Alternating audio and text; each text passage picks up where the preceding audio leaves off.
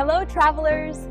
Here's your essential packing list for Manu National Park and Tambopata. Lightweight, long-sleeved shirts and pants. Choose breathable, quick-drying synthetic fabrics to protect from the sun and insects. A light rain jacket or poncho, essential for sudden rain showers and boat rides. Comfortable hiking boots. Look for waterproof options with good grip, as trails can be muddy. Sandals or flip-flops, for relaxing at the lodge and short walks on dry ground. Extra socks. Bring a few pairs that dry quickly to prevent blisters. Hat or cap. A wide-brimmed hat offers good sun protection. Sweater or light jacket, for cooler mornings or windy conditions, such as cold fronts.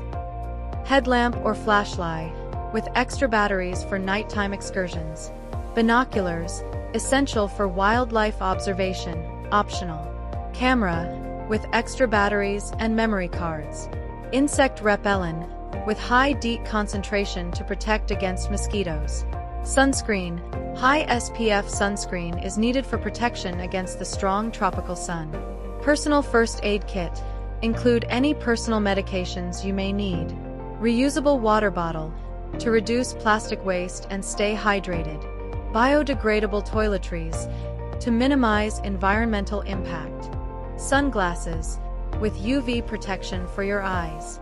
Passport copy, bring a copy instead of the original to protect it from humidity. Cash, Peruvian sols in small bills and coins for small purchases, toilets admission, and tips.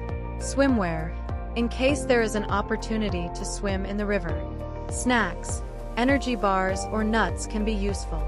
Power banks, to recharge batteries along the trip.